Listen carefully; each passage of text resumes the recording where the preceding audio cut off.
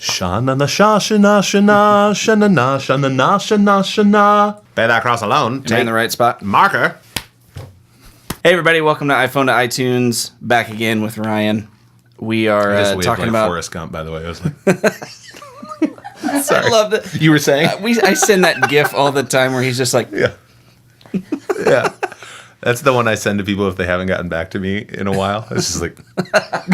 Okay, sorry. Let's go. Take it from the top.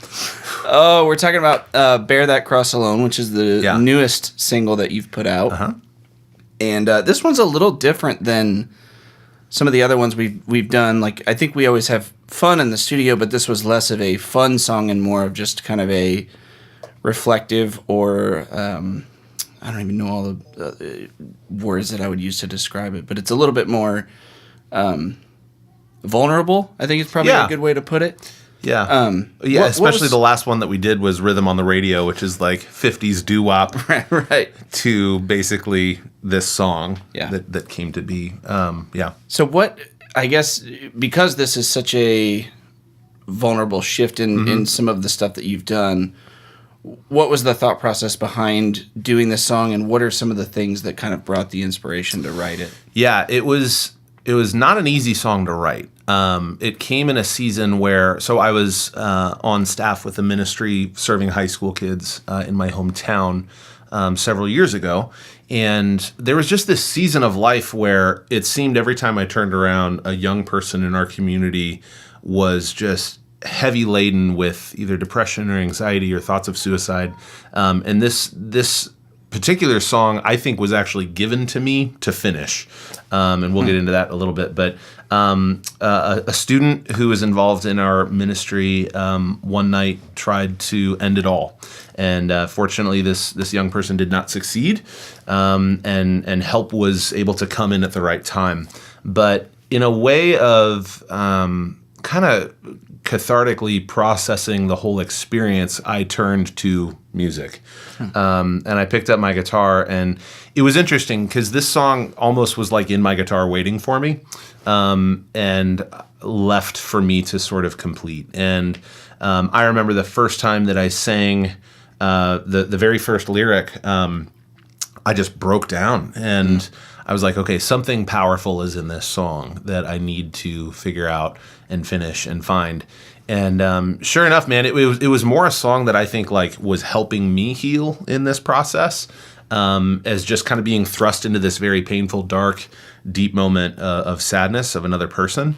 But then what's been really interesting to see is how this song has been received by people, because ultimately it's a song of hope. And people have said, man, I heard this song at the exact minute that I needed to today, or this song helped me calm down when I was feeling anxious.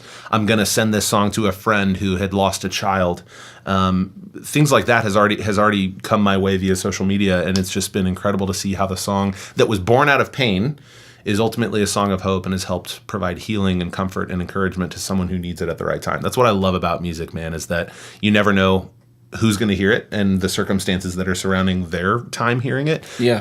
And so I do think that there's something powerful, holy, sacred in this song. But I'm careful to say that I don't think I wrote this song. Yeah. I think this song was given to me to finish and share. You just kind of facilitated it. Yeah. Yeah. What one of the words that you used to describe as we were kind of digging under the hood of the production stuff, even the initial, like, where we just kind of sit down and you'll play it. Yeah. I already knew the song, but you just sat and played it, and we're playing with tempo, we're playing with structure, and we got to a point with the chart where we ended up cutting out a bunch of the chords, not because they were wrong or anything like that, but it just kind of pulled away from this use, like, making it feel like we're in there's like an ocean, like it's a deep ocean. Yeah, I mean, one, lyrically, I wanted the production to match up with the lyrics, and a lot of it is like you're basically drowning in an ocean, and it's dark, and I remember working on a cruise ship after college and being in the middle of this huge, vast storm. We were out on the back deck, and like lightning would flash, and you would see how vast and empty and hopeless it was out there, and it made you appreciate the safety and refuge of the ship.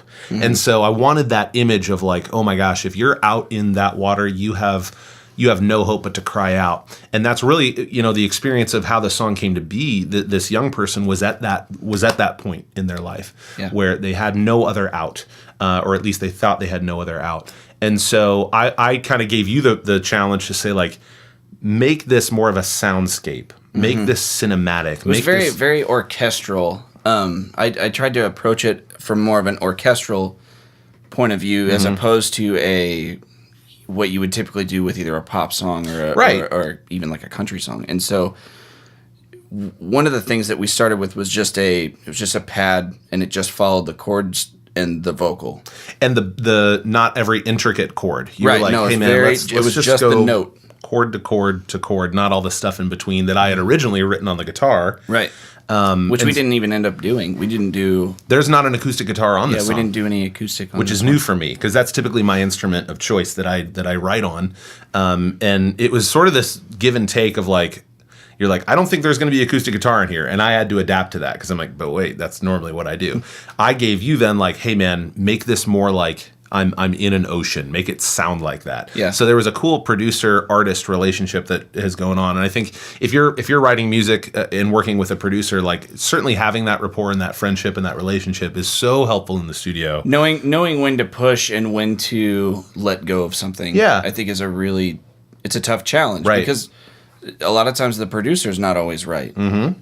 But I think there's a trust that you provide. And also, when you were sending me mixes back, there was stuff that you had added when I wasn't even in the room that it's a trust factor where, I would send you notes of like, hey man, it sounds too soft here, too loud here, whatever. But you had an entire string arrangement where I'm like, we didn't even discuss that. But it took the song to another level. That was fun because... I got inspired as I was listening, and I was like, man, there's just a couple layers that are missing, and I love the sound of strings because they can sound hopeful yet mournful at the same time. Yeah. And so I just started with kind of a basic cello line. Mm-hmm. I'm not a real string arranger, so it was like, okay, well, this is what I think it's supposed to do. And you did it all on the keyboard, too. That's the beauty of technology is, we don't have a cellist on speed dial here in Indianapolis that we've worked with. Yeah. And you're like, well... I got it in my keyboard. Let's give it a shot, and it fooled me. It was kind of like a moment in another song that you produced of mine called Granary that you sent to me an intro that we hadn't even discussed that had like a trumpet. Where I'm like, who did you get to play trumpet? You're like, I did that, and I'm like, you played trumpet, and you're like, it was in the keyboard. I'm like, I feel completely unprepared for this. Yeah, right. But it sounded amazing, you know, and so I think my favorite part of this tune in particular was. My approach to the drums was more percussive.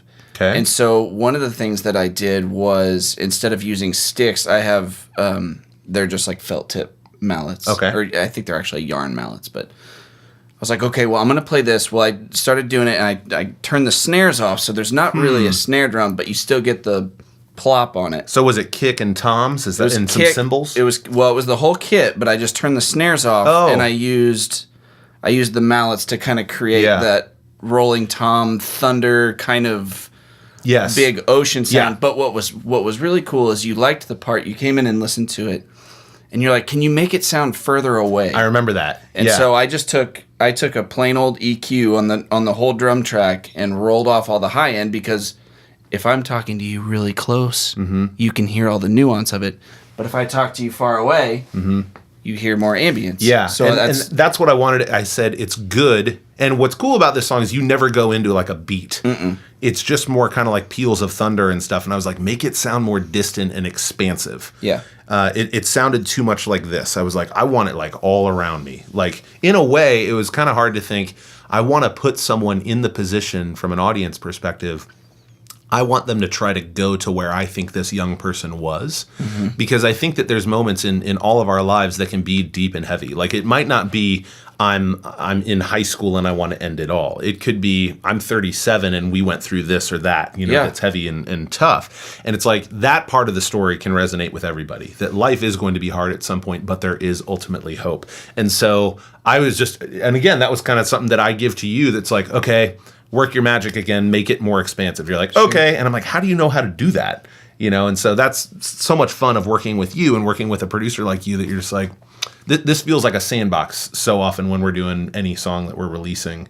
And so good job. Oh, thanks, man. It was fun, not fun, but there was some, I was even, kind of personally going through some struggles and was up late one night and I just hit play on it and it was like, okay. Like it was like I kind of got to go on the same experience as other people that and creating out of that too, like in those moments where it's like we're gonna go from. This is the beauty of being an independent artist too, is that you don't have anyone over your shoulder being like, the next song has to sound exactly like the last one. It's like the one that we worked on was a 50s bouncy Sam Cooke like song about dancing with someone you love. This is like, I'm in one of the heaviest, darkest moments of my life and I need help. Yeah. And so the challenge creatively is like, how do you shift gears that way? And so creating out of those spaces, using the heaviness to bring light and to bring hope is one of my favorite things about this song in particular. So. I love it. I want to go back to The Night on Your Porch. This is one of my favorite demos that you've done because the ambience of all around it. So we'll just go for it. When the night is lonely, you can't go on, you're feeling empty. I remember I just put new strings on my Martin too. It sounded so good. That was one of the chords we took out. Yeah, it just felt like a lot of that back and forth.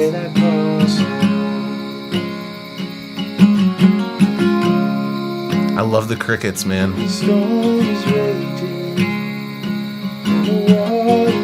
Same lyrics. I mean, this was written in 2014. Yeah.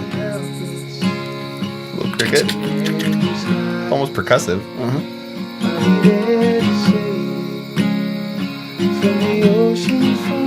So production-wise, too, one of the things that I was like, I want to, as we were trying to create this expanse. Yeah. The tempo... The tempo felt, it was just a little too quick. Right. And I think also by pulling the acoustic guitar out and just letting it be ambient. It just let it breathe so much more. Lets it breathe a lot more. But that was, it's like, let's pull it almost as far back as we can to where it's like, it doesn't feel like we're trekking through mud. From a production standpoint too, like, or a recording standpoint, that was more on me since there was no percussive click, click, click. It was me trying to carry through the delivery of the vocal. I remember you were like, hey man, no pressure, but like your vocal needs to be locked in, but also expressive because you're the only thing that's carrying this tune forward. Yeah. There's such a cool moment that you did, man. Like when you actually, I think, went a step further and you're like, I need sounds of the ocean. You're like, I can't create ocean sounds. You're like, where is it? We live in the middle of Indiana. Right, yeah. And so I think you pulled up something and sampled I found like a soundscape, right? I just was trolling the internet and I found someone had recorded a video of a storm like in the middle of the ocean. And so I think it was like a 2-hour video. Okay. So I just hit play on it and recorded it in Pro Tools. Okay. And I just listened to it as it went down. Yeah. And I just kind of left it's kind of in the whole time. There's a couple spots where it dips out. But what's cool is like in the chorus where it's like, I will never leave. Like on that when it's kind of cinematically, it's when you go over the cliff and the mountain drops out and you're like, whoa, we're flying now. It was cool because you put like an actual crash of a wave, or maybe it was a lightning crack or something. You brought that in at the right moment. There's another line where it's when the storm is raging and the waters rise, when you're hurt and helpless under angry skies. Yeah, there's a lightning crack in the background. It's way quiet. It's so subliminal where you're like, oh man, that's so tasty and such a neat creative choice. And that's the freedom that we have in the studio where it's like, let's take someone somewhere with this song. So I loved it too, man. Let's play the actual final version of it. The real one. Yeah, the one that went on iTunes. So there's that thundercrack. Already within the first 2 seconds, it's like the mood is established. And you can't go on. Much slower than the demo. I did a Rhodes and followed your vocal with it too. Hope is gone. Simon Gugela on guitar in Nashville, just killer work with his guitars. To guide you home, you were never meant to bear that cross alone. I remember recording it. I was like right on the mic too. Yeah. Lights were off.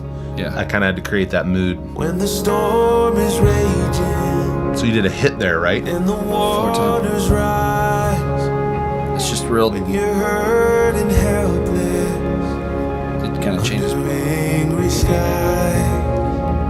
Yeah. It's just dude. it's random. They don't do the same. It's so tasty though with what you're doing in the guitars and then the ocean on the ambient noise and the ocean track. Never meant Hold on. Keep it going like, because I think you go shh. I will never It's almost like a wave is just, Well, and it's yeah. the sound of cymbals. You know, they kind of Yeah. do that. Yeah. Crash and wave. It's sound. awesome. I think in the third and final verse, so lyrically there's a twist where it's the first two verses are you were never meant to bear that cross alone. The third verse is the twist where it becomes only I was able to bear your cross alone. We released this song right in time for Easter as well. We're both believers. We firmly believe in the power of hope that that Christ offers through what He did on our behalf. And it's like that is what ultimately I wanted to say to this young person in the midst of their storm was like, this was never something that you were never meant to feel this weight, Right. this heaviness all alone. And there is hope. And what's cool is one of the things that we decided to do with this song is we're donating 50% of the proceeds of sales and streams and downloads to an awesome organization in Fishers, Indiana, my hometown, called the Peyton Rekoff Foundation for Youth Hope. And they're providing resources and awareness and support for young people who are dealing with depression, anxiety, thoughts of suicide. And so it's a way to give back to an organization that I care deeply about. I mean, my life was absolutely changed by the young woman that the foundation was named in honor of. But yeah, this is probably the most purposeful song that I've ever been a part of. Yeah, I agree. That there's something behind it. That it's not just entertainment. It's just seeing the response that I played this the next summer at a Young Life camp for kids, for high school students. And they're like, when can I get that song? How can I get it? And it was like, whoa, this is already striking a chord with kids. And so I'm really proud of it. I'm really, really proud of it, I am too. and hopeful of what this song can do and the healing and the encouragement and the comfort that it can offer people. Yeah, I love it, man. Well, thanks. Well, good job. You too. Good job. All right, well, go check out Bear That Cross Alone on iTunes. Yeah. Support to a really, really great foundation, and we'll see you next time. Sounds good. Thanks, guys. Bye. I just want to keep the song up. bear your cross alone. His guitar work is so good, dude. That's that same tremolo guitar thing. He's so Bah, good. bah, bah, bah, bah. But yeah, he's so good. Cool.